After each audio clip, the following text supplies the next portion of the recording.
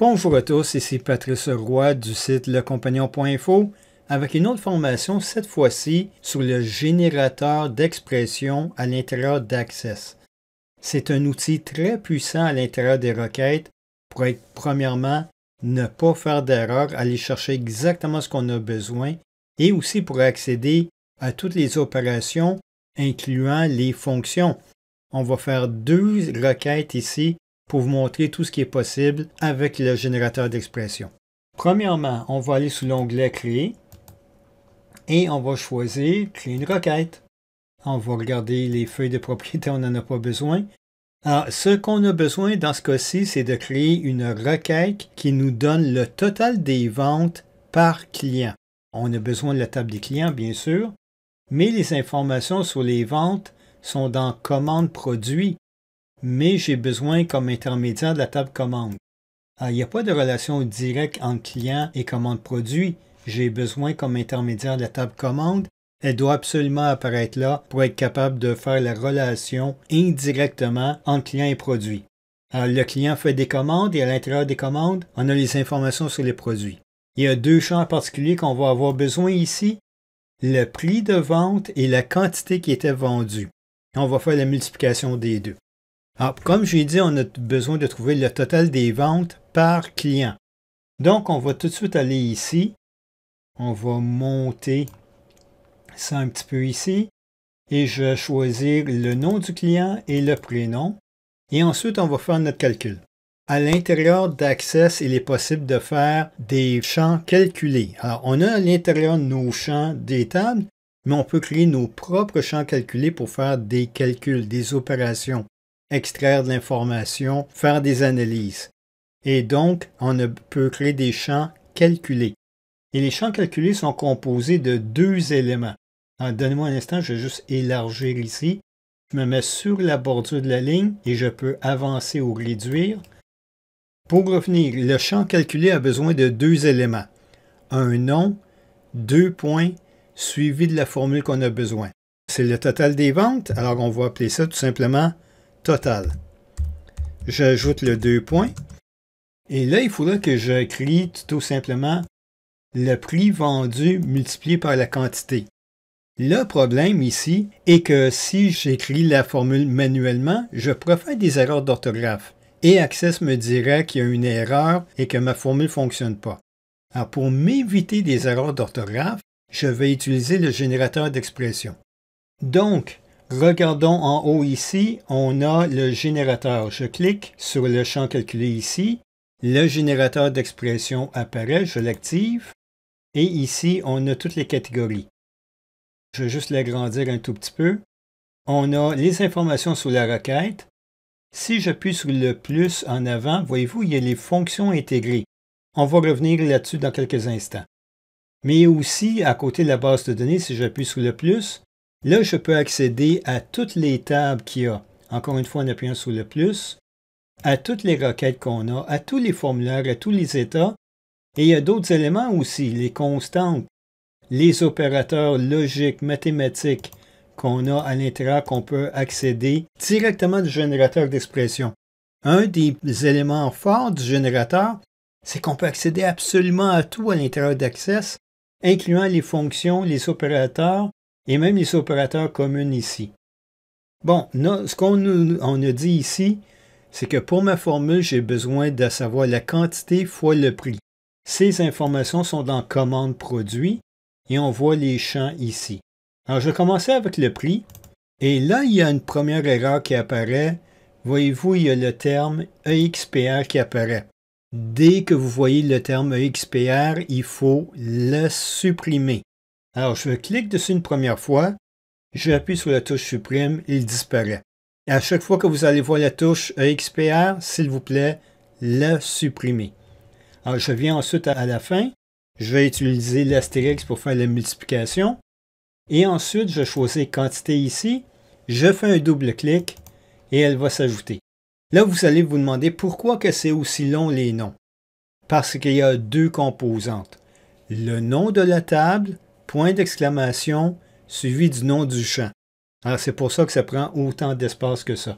Alors, vous voyez commande produit, point d'exclamation, commande produit, prix vendu. On recommence, commande produit, point d'exclamation, commande produit, quantité. Alors, on sait exactement de quelle table, requête, l'information vient. Alors, c'est les éléments que j'ai besoin ici. Je vais appuyer sur le bouton OK pour confirmer et je vais appuyer sur la touche Entrée pour confirmer ma formule ici. Et là, je peux continuer. Je vais tout simplement élargir encore une fois. Je me mets dessus, je fais un double clic. Access va me donner la bonne largeur et on voit toute notre formule ici. Je peux l'exécuter et voir le résultat. Là, je vais en mode affichage ici et on voit le total de toutes les transactions qui ont été faites. C'est bien, mais moi, je veux revoir le total par client. Il nous manque un élément ici. On revient en mode création. Ce qui nous manque, c'est que là, on a vu le détail des transactions. Je veux voir la synthèse, la somme, le total. Donc, je vais activer les opérations de synthèse ici. Et vous allez voir qu'il y a une nouvelle ligne qui apparaît, opération qui apparaît. On va regrouper les informations. Mais si je clique en dessous du regroupement, en dessous de total, à la fin, il y a un petit bouton avec un triangle qui apparaît et on voit les opérations qu'on peut activer. On peut avoir la somme des transactions, la moyenne, la plus petite valeur, la plus grande valeur, combien de valeurs qu'on a, l'écart type, la variance, le tout premier enregistrement qui répond à nos critères, le tout dernier. On peut créer nos propres formules aussi. Et l'opération OU nous aide à filtrer de l'information sans distribuer la réponse. On va regarder ça dans un autre énoncé. Alors, nous, on a besoin de savoir la somme. Je viens ici, j'active la somme. J'appuie sur le bouton affichage. Et contrairement à ce qu'on avait auparavant, au lieu d'avoir le détail, on a une synthèse. On voit la somme par client. Et on voit le total ici pour chacun de nos clients en ordre alphabétique. On pourrait faire un petit peu mieux. Je voudrais avoir ces ventes-là, mais en ordre décroissant, du plus haut vers le plus bas. Alors, je retourne en mode affichage et sous l'onglet Tri, ici, je vais tout simplement choisir de la liste en ordre décroissant. On revient en mode affichage. J'ai les mêmes informations. Ils sont juste présentés sous un autre ordre, selon le total des ventes. Et voici ce qu'on a pour le total de nos ventes. Alors, ceci est notre première requête. On va l'enregistrer. On va l'appeler total des ventes. Voilà. Et j'appuie sur le bouton OK. Je vais aussi fermer la requête. On va créer maintenant notre deuxième requête. Alors, je viens ici sous Créer. Je vais encore choisir Créer une requête. Et cette fois-ci, je veux savoir le total de mes ventes, encore une fois, mais par mois. Alors, regardons ça ici. Encore une fois, je vais avoir besoin de quoi? Mais je vais avoir besoin de commandes parce qu'il y a la date des transactions. Et j'ai besoin de commandes produits parce qu'on a quantité fois prix, encore une fois, pour faire le total des ventes. Alors, on va créer la formule pour le total des ventes. Et ensuite, on va regarder par mois.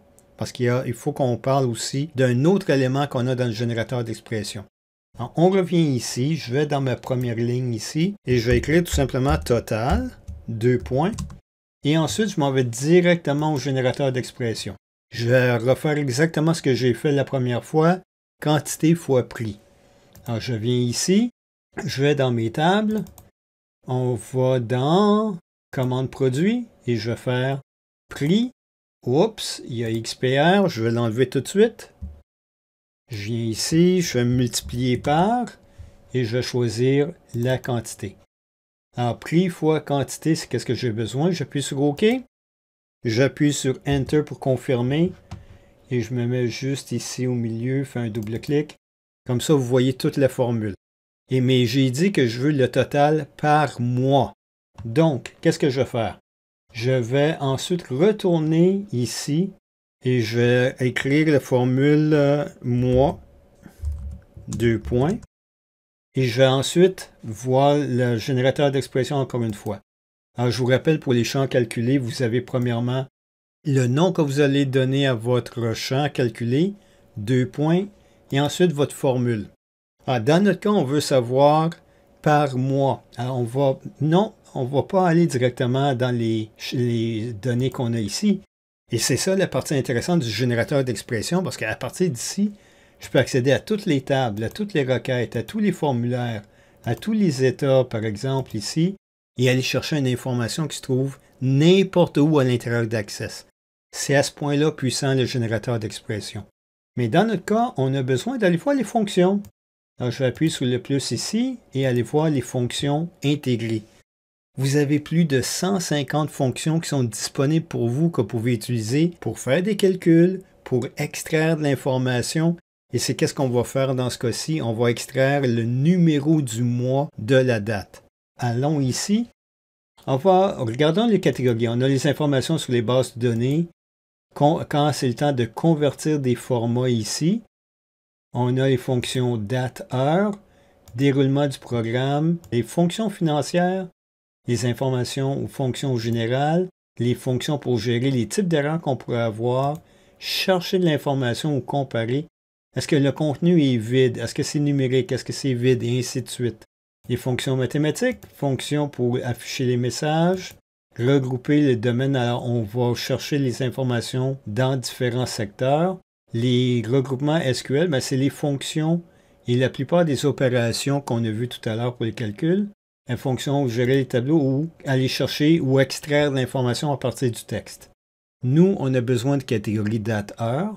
On peut avoir les informations sur l'heure, sur le jour de la semaine, quelle minute, l'information maintenant, month name, le mois et qu'est-ce qu'on a besoin en ce moment. Alors, je vais aller chercher la fonction mois, je mets sur mois, je fais un double-clic et comme d'habitude, EXPR, je l'enlève tout de suite. Ensuite, le mois comme tel, ça ne me suffit pas, il faut que je remplace date ici par un champ qui contient une date. Et nous autres, c'est la date de la commande. Alors, je m'en vais dans les tables, je m'en vais dans la table commande et j'ai le champ date ici. Bon, la chose que vous devez faire, c'est de cliquer sur date ici pour le sélectionner. Et quand je vais faire un double-clic sur commande date, il va s'insérer où se trouve le curseur dans la partie pour la formule. Alors, je fais un double-clic. On vient de remplacer date par commande date. J'appuie sur OK ici. J'appuie sur Enter pour confirmer ma formule et on voit le résultat ici. Sauf que pour les besoins de la présentation, je ne veux pas la date après le total. Je veux avoir le mois avant le total. Donc, ce que je vais faire, c'est que je vais cliquer sur la boîte grise qui est juste au-dessus. Vous voyez la flèche noire qui apparaît? Ça me permet de sélectionner. Et quand je suis sous la boîte noire, c'est la flèche blanche qui apparaît.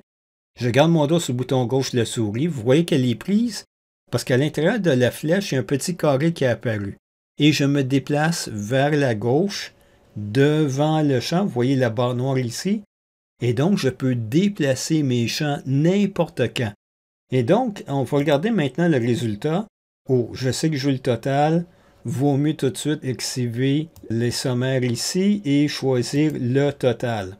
OK, je veux la somme ici. Donc, on va regarder le résultat. Là, on voit que le mois 4, 5, 6 et 7, j'ai des informations. C'est avril, mai, juin, juillet. Et nos différents totaux. C'est bien, mais je veux encore mieux. En fait, j'aimerais voir le nom de la fonction au lieu de juste le mois numéro 1, 2, 3, 4, 5 jusqu'à 12. Là. Alors, je veux le nom du mois. On va utiliser une autre fonction pour faire ça. On va ajouter un autre élément à notre requête. On retourne en mode création. Je vais le mettre ici pour commencer, quitte à le changer de place par après. Encore une fois, je vais dans le générateur d'expression. Je choisis parmi les fonctions, dans la catégorie date-heure, puis je l'ai mentionné tout à l'heure, la fonction month name. Bon, premièrement, il faut que j'ai écrit ici le nom du champ calculé, nom du mois. Je donnerai quelque chose de plus approprié par après, 2 points. Et là, je peux écrire ma formule. Et on va commencer premièrement avec month name. On va faire un double-clic. Vous savez que XPR, il faut s'en débarrasser, donc je le fais tout de suite. Là, on nous demande le mois. Sauf qu'il faut que ce soit un chiffre entre 1 et 12 pour que ça fonctionne. Donc, juste choisir le champ date, ça ne fonctionnera pas. Il faut que j'utilise la fonction mois à l'intérieur. À l'intérieur de la fonction month name, je vais utiliser la fonction mois. Et encore une fois, XPR va disparaître. La fonction mois va me donner le chiffre de 1 à 12. Sauf que là, il faut que je remplace ça par la date. Donc, je retourne dans la base de données, dans les tables. Dans la table commande et j'ai cliqué sur date, donc je vais aller choisir commande date. Voilà. Ah, ici, vous voyez ensuite qu'il y a un point, virgule et abréviation. Pour les besoins de celle-ci, c'est optionnel. Je ne veux pas le choisir. Je vais me débarrasser de ça et je vais juste le mettre ici. Alors, ce qu'on a ici, c'est qu'on a la fonction mois qui est à l'intérieur de la fonction monthName. On a imbriqué une fonction à l'intérieur d'une autre. On a placé une fonction à l'intérieur d'un autre. On l'a imbriqué. Et donc, quand vous voulez vraiment chercher l'avantage ou la force des fonctions, c'est pas seulement de les utiliser tout seul, c'est d'être capable de les utiliser en combinaison l'une avec l'autre. Donc, c'est là que vous allez chercher vraiment la force des fonctions. C'est très bon de les utiliser tout seul, mais quand vous êtes vraiment capable de les combiner ensemble, vous êtes un expert. Pratiquez-vous, vous êtes capable de le faire. Donc, j'appuie sur le bouton OK ici. Je vais regarder le résultat tout de suite. Mais moi, tant qu'à ça, je vais le déplacer devant Total ici pour la présentation, que ça soit un petit peu mieux. Voilà. Donc, on va voir le résultat. Alors, on a le mois 4, 5, 6, 7, mais j'ai avril, mai, juin, juillet qui apparaît. Et donc là, j'ai les informations qui apparaissent. Alors, ça commence à être intéressant. Là, on a le résultat qui est présentable. Ouais, mais 4, 5, 6, 7 comme ça, moi, je devrais peut-être juste le retirer. Ben, je peux le masquer ici. Je vais le masquer. Et comme tel, voyez-vous, avril, mai, juin, juillet, là, ça apparaît correctement comme je le veux. Dernière chose. Je reviens ici et dis, ben, oh, peut-être que je devrais finalement enlever le mois ici. Alors, je clique dessus. J'appuie sur la touche supprime pour retirer le mois. Et je regarde le résultat. Et ce n'est pas ce que vous vouliez. Regardez les mois maintenant. Mois, avril, juillet, juin, mai, ils ne sont pas dans le bon ordre. Alors, le champ mois qu'on avait auparavant, qui disait le mois 1, 2, 3, 4, 5, avait l'avantage de trier les informations dans le bon ordre. Access est en train de les trier en ordre alphabétique au lieu de les trier en ordre numérique de 1 à 12. La fonction mois était très intéressante ici pour nous aider à trier dans le bon ordre. Ça, c'est une petite chose que vous devrez penser quand vous allez utiliser les fonctions mois et monthName. Si vous désirez l'essayer, vous pouvez toujours l'essayer. Et donc, ça va vous donner le résultat qui est ici. Alors, regardez ce qu'on a fait très rapidement. On a utilisé le générateur d'expression pour créer des champs calculés, utiliser les champs qu'on a, utiliser des fonctions à l'intérieur de nos formules. Donc, le générateur d'expression est très, très puissant ici pour nous aider à analyser les données qu'on a parce qu'il nous évite des erreurs dans nos formules. Il nous permet d'accéder à tous les objets qu'on peut retrouver dans Access, que ce soit les tables, les requêtes, les formulaires, les états ou les fonctions qui sont disponibles à l'intérieur d'Access. J'espère que vous avez apprécié cette petite présentation et on se verra la prochaine.